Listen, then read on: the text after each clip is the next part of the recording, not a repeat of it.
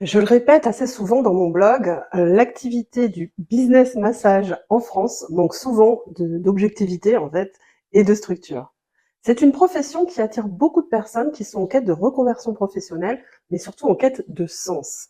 Ces personnes, elles ont envie de distribuer du bien-être au maximum de personnes autour d'elles. Et c'est tout à fait louable. C'est un peu ça la profession. Seulement, elles se heurtent rapidement à un fondamental de notre monde moderne. Prestation de service égale rémunération. Et c'est bien souvent là que l'entrepreneur du bien-être, il va se heurter aux réalités de la vie économique, de la vie financière, de la gestion d'une entreprise et surtout des conséquences, de la prise de responsabilité que ça engendre. Et ça, c'est quelque chose de très fréquent que je rencontre très souvent auprès de mes clients.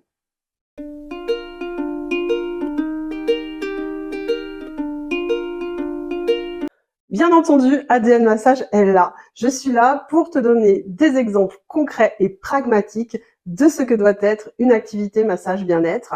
Et je vais te donner 7 conseils, 7 piliers indispensables à la bonne réalisation de celle-ci, que ce soit dans le domaine financier, marketing ou tout simplement organisationnel. Alors, je te rassure, tout cela ne va pas t'empêcher de rester aligné sur tes valeurs et de progresser en ton sens, à ton rythme.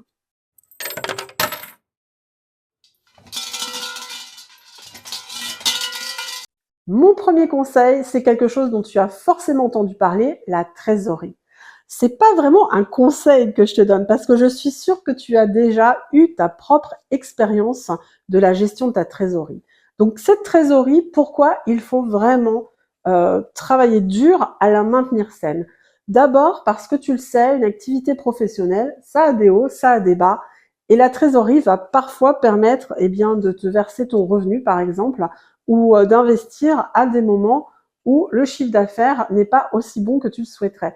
Et ça, c'est pas une fatalité, c'est juste la vie normale d'une entreprise. Et on l'oublie vraiment trop souvent, surtout quand on vient du monde du salariat, qu'on est en reconversion. On a encore des réflexes de se dire je vais avoir un revenu fixe tous les ans, tous les mois. Et bien entendu, ça ne se passe jamais comme ça. Ta trésorerie aussi, elle va être utile pour investir dans de la communication, dans de la publicité. Et ça va être important, surtout justement quand tu traverses des mois creux et il est parfois bon de se poser la question pourquoi est-ce que mon chiffre d'affaires change autant? Alors bien sûr, il y a des contextes économiques, on n'a pas forcément de levier dessus, mais parfois c'est juste qu'on n'a pas assez de visibilité et passer par des contenus payants pour déclencher cette visibilité, en fait, c'est pas une expérience très bête, hein. C'est même quelque chose que je vous conseille de faire. Vous irez beaucoup plus vite. Par exemple, en floquant votre voiture, en mettant une enseigne à l'extérieur et bien entendu, en achetant par exemple de la publicité payante sur les réseaux sociaux. Tout ça va vous aider à aller plus vite. Question visibilité, question communication. La trésorerie, elle va vous servir aussi à changer ce mobilier dans lequel vous avez peut-être pas vraiment investi quand vous avez débuté. Et maintenant, avec un changement, je dirais, de level d'entrepreneur, matériel, leur meilleur état serait plus adapté à votre clientèle, à ce que vous voulez proposer, ou bien proposer des ventes complémentaires qui vont vous aider à grossir votre chiffre d'affaires. Et là encore, vous allez avoir besoin de trésorerie pour financer ces achats. Bref, la trésorerie, c'est vraiment l'outil indispensable du chef d'entreprise. Et donc, mon premier conseil, c'est travaille à l'avoir saine et surtout, si tu débutes, prévois beaucoup plus que ce qu'on te laisse entendre. Je m'emballe un petit peu. L'argent, oh, c'est très inconfortable pour moi. Donc ça, c'est un autre sujet de vidéo dont on pourra parler. Mais je sais, pour en avoir discuté avec beaucoup de mes clientes, que c'est un sujet qui reste tabou et que encore, on peut se laisser avoir par des dépenses imprévues et qu'on n'a pas forcément la trésorerie qu'il faut avec. Voilà, je commence fort. Maintenant, je te laisse tranquille. On va passer au deuxième conseil.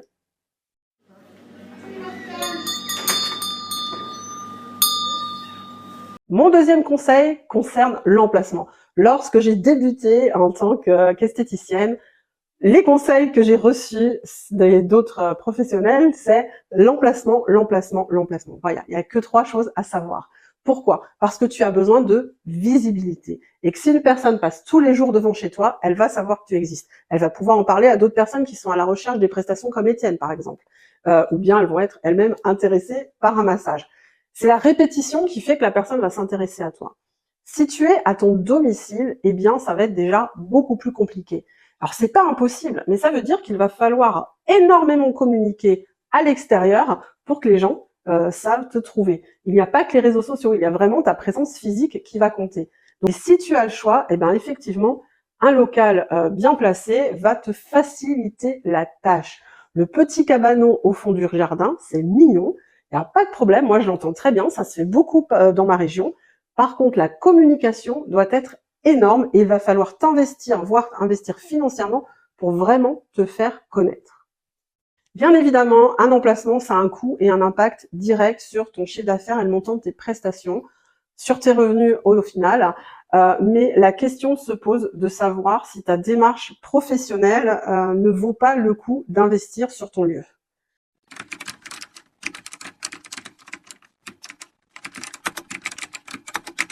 Mon troisième conseil est d'avoir une présence en ligne professionnelle. Certains se demandent si le site internet est indispensable.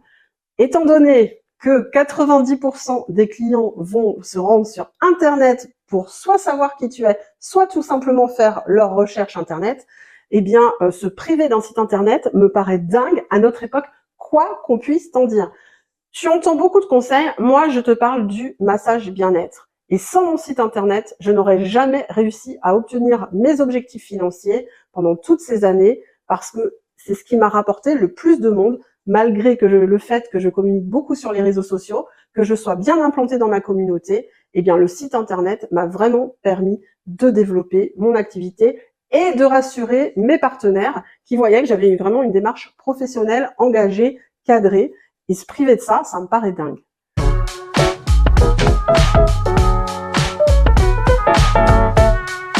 Autre conseil de stratégie, les réseaux sociaux. Alors, il faut les débuter avant d'ouvrir son activité.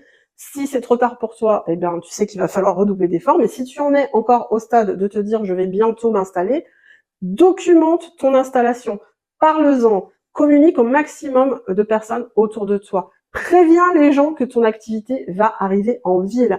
Parle-en également éventuellement à tous tes amis, qu'elles partagent ton compte régulièrement, pas une seule fois, qu'elles s'abonnent, qu'elles engagent leurs amis à s'abonner, à partager.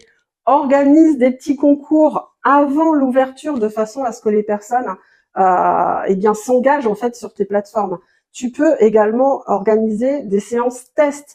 J'ouvre prochainement, je cherche 10 personnes pour tester tel massage avec une petite participation financière ou sans petite participation financière parce que tu peux déjà englober ça dans le calcul de tes charges.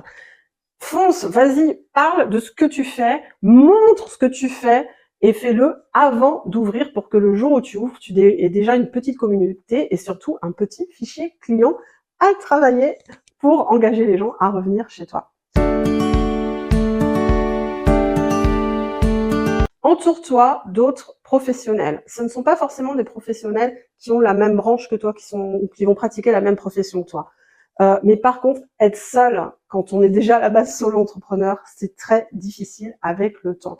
Pourquoi? Parce qu'on doute beaucoup, parce que parfois le conjoint, la famille n'est pas apte à comprendre ce que l'on traverse.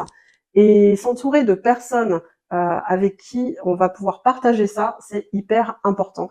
Et surtout, c'est très stimulant. Soit on part du principe qu'on veut se rencontrer entre entrepreneurs et donc on organise des petits apéros, il y a plein de salles qui font ça, plein de coworking qui organisent ça. C'est convivial, ça permet aussi de se faire connaître et d'échanger les cartes de visite. Moi, j'ai rencontré plein de gens comme ça, quoi qu'on en dise, quoi qu'on dise les publicités sur les réseaux sociaux, voilà, on fait des vraies rencontres dans ces moments-là. Des personnes soit avec qui on va devenir amis, soit avec qui on va créer des relations professionnelles, plus ou moins longues, mais c'est pas grave en fait, c'est de l'échange, ça fait vivre, ça fait du bien ici aussi, et donc c'est très important de s'entourer d'autres personnes, d'autres professionnels. Et ça, c'est un vrai conseil que je te donne. Tu vas voir que dans le temps, c'est compliqué d'être seul. Et puis, une autre façon également de ne pas rester seul, c'est de créer de vrais partenariats professionnels. Donc, d'aller voir des commerçants. Nous, dans le massage, on peut facilement s'associer aux coiffeurs, à d'autres professionnels du bien-être. Alors, masseur et réflexologue, par exemple, ça ne fonctionne pas bien parce qu'on va être à la même recherche de la clientèle et on va avoir peur de se concurrencer les uns les autres. Mais ça peut être le marchand de pierre, je pense à la lithothérapie, et puis votre technique de massage. On peut trouver un partenariat. On peut également faire des partenariats ponctuels avec le fleuriste au moment des fêtes des mères, des Saint-Valentin, etc. Un partenariat, c'est pas seulement laisser ses cartes de visite, c'est organiser des choses ensemble, organiser des tombolas ensemble, organiser des ateliers ensemble. Il y a vraiment plusieurs façons de faire vivre sa petite activité solo au travers des autres commerces. Et franchement, quand je parle de ne pas rester seul, ce qui serait important de faire aussi, c'est éventuellement de rejoindre l'association des commerçants du quartier si ça existe chez vous, ou bien d'en créer une si ça n'existe pas, parce qu'ils sont souvent pourvoyeurs d'activités et de visibilité pour les commerces locaux. Moi, j'habite dans une très petite ville, et lorsque cette association se met en place, elle permet vraiment de brasser beaucoup de personnes qui forcément ne vous connaissaient pas avant, et vous allez avoir une visibilité locale auprès en fait, de votre niche, de votre clientèle cible.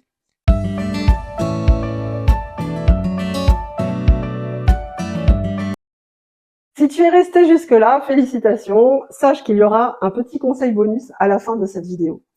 Un conseil que je donne souvent, tout le temps, à mes clientes, à mes élèves de formation, c'est de se fixer des objectifs atteignables. Se dire, oui, je vais gagner 6 000 euros, ça ne veut rien dire, mais même 3 000, même 2 000. C'est quand, combien, qu'est-ce qu'il va falloir que je fasse? Je veux faire 3 000 euros de chiffre d'affaires et je me donne 2 ans pour arriver à cet objectif. Un objectif atteignable, c'est ça. Il faut se renseigner un petit peu aussi dans le domaine entrepreneurial. Qu'est-ce qui se fait? Comment je peux faire croître mon entreprise? Parce qu'on vous dit le temps c'est de l'argent. Et je vais prendre un exemple. Si vous voulez atteindre très très vite votre objectif final, il va peut-être falloir investir entre-temps. Donc vous voyez, tout se calcule. Et se fixer un gros objectif, mais sans stratégie derrière, ça ne sert à rien. Donc un objectif atteignable, nous sommes des petites entreprises solo, eh bien, pensons, réalisez vraiment, dites-vous, où est-ce que je veux être dans 5 ans et quelle stratégie je vais mettre en place, et vous vous faites des paliers. Et surtout, vous vous félicitez à chaque palier avec un petit cadeau, une petite sortie, quelque chose d'un peu extraordinaire, parce que chaque étape est importante, chaque marche compte. La dernière étape, et non la moindre, ça va être évidemment la fidélisation de tes clients. Tu dois comptabiliser chaque client qui vient et l'inscrire dans ton fichier client dès le premier client. Tu vas perdre énormément de temps à ne pas le faire. Et si tu savais de quelle façon on peut exploiter un fichier client pour faire revenir ses clients et ainsi augmenter son chiffre d'affaires, tu ne négligerais plus cette action-là. La fidélisation, c'est pas si compliqué, mais quand même, ça va demander de la rigueur. Si vous n'avez pas une qualité irréprochable au niveau de votre prestation, forcément, vous n'allez pas pouvoir fidéliser. Et si vous n'êtes pas sûr de vous sur cette technique, eh bien, la clientèle va le ressentir. Donc ça, déjà, c'est une première partie. S'installer à un moment où on est bien sûr de soi, bien sûr de sa technique, qu'on a bien testé, et à ce moment-là, on laisse partir la fluidité, tout va bien se passer, et quelles que soient vos erreurs, la cliente ne s'en rendra pas compte. Deuxièmement, l'accueil, mais l'accueil au sens large. Bien entendu, un accueil personnalisé et professionnel, mais également un accueil cocooning dans une pièce qui va vraiment être pensée pour répondre aux besoins, aux envies, aux attentes de la clientèle. Je parle du petit tapis pour poser ses pieds, je parle du miroir et de la brosse pour pouvoir se recoiffer après le massage, des boissons chaudes, etc., etc. La deuxième chose que je voulais vous dire absolument, du moins on en est à la troisième, la technique, l'accueil, mais aussi ce qu'il faut comprendre, c'est que la clientèle vient pour vous. Pour vous, oui, pour vos valeurs, pour qui vous êtes, pour votre sens de l'humour, pour vos conseils, pour tout ce que vous connaissez, peut-être en dehors du monde du massage d'ailleurs, tout ce que vous avez envie de transmettre. Elle vient pour ça. Donc n'hésitez pas à être vous-même en toute simplicité. Vous attirez toujours une clientèle à qui vous allez correspondre. Et c'est comme ça que vous allez réussir à fidéliser. Essayez de toucher tout le monde. On en parle beaucoup de cette clientèle cible, mais si on en parle, c'est parce qu'évidemment, ça marche. Tiens, j'ai un petit intrus. Il faut savoir à qui on s'adresse et faire tous les efforts possibles pour rester soi-même, pour ne pas avoir peur d'être soi-même et donc attirer une clientèle avec qui on va bien s'entendre. Une bonne clientèle fidélisée, c'est vraiment une clientèle qui va vous soutenir quand vous testez un nouveau produit, une nouvelle huile, une nouvelle prestation. C'est quelqu'un qui va pas rechigner, qui connaît votre valeur. Donc, lorsque vous augmentez un petit peu vos tarifs, elle va pas vous tourner le dos. Et puis, c'est aussi quelqu'un qui va vraiment parler de vous à tous ses amis. Et c'est ça le vrai bouche à oreille. Le bouche à oreille, voilà, ça prend une dimension quand en amont, on a déjà une bonne position, un bon concept pour son activité massage. La cliente, dans sa vie, elle a autre chose à faire. Même si elle est passionnée de massage, même si elle se donne ce droit, eh bien, écoutez, hein, on passe tous par là, on sait très bien que beaucoup de choses vont se mettre entre la cliente et votre prochain rendez-vous. Donc, comment faire? Eh bien, lui rappeler tout simplement qu'elle est importante pour vous et lui rappeler que vous existiez. Comment? Eh bien, déjà en gérant votre fichier client correctement. Le fichier client, il n'est pas seulement là pour garder des infos sur la cliente, il est aussi là pour communiquer avec elle. Les newsletters, une fois par mois, les petits cadeaux, anniversaire, Noël par exemple, les réseaux sociaux pour lui poser des questions, période des vacances. Alors, comment se sont passées vos vacances? C'est très bête, déjà c'est un site aux commentaires. Vous ne vendez rien à ce moment-là, mais ça vous intéresse. Vous aimez lire les commentaires de vos clientes quand elles vous répondent en dessous de vos posts. Donc c'est ça qui va entretenir cette relation. C'est un peu comme une relation d'amitié. Vous pouvez même envoyer un petit SMS à une cliente que vous n'avez pas vue depuis longtemps, juste pour prendre des nouvelles et pour dire « Hello, comment ça va ?» Voilà, on est dans la sincérité, je vous demande pas d'être hypocrite à ce moment-là, je vous demande vraiment de vous dire « Hey, ma cliente, j'y tiens, on a créé une relation de confiance, eh bien il faut l'entretenir. » Alors, je vous ai parlé de la newsletter et de prendre des nouvelles, d'envoyer cette newsletter une fois par mois.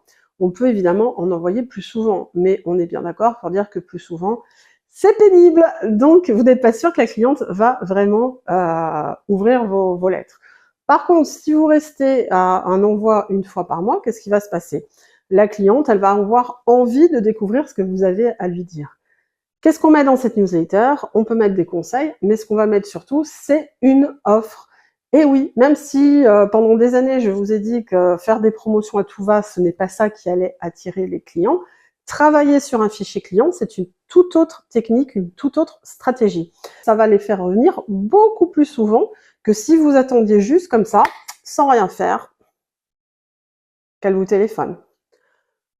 Que faire? Comment faire pour créer une attractivité dans vos newsletters et créer des offres qui vont pouvoir être relayées sur les réseaux sociaux?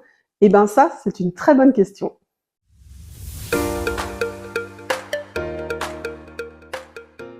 J'ai créé pour vous une liste avec des petites explications sur des prestations différentes, sur des événements que vous allez pouvoir créer. Bref, une trentaine d'idées de promotion que vous allez pouvoir mettre en place dans votre activité massage. Alors, soit pour se faire connaître, soit pour fidéliser. Je sais que beaucoup m'ont demandé cette liste. Je vais être ravie de vous l'offrir. Et n'hésitez pas dans les commentaires à rajouter vos meilleures techniques de fidélisation. En tout cas, je vous remercie d'avoir tenu jusqu'ici. N'hésitez pas à liker et à vous abonner.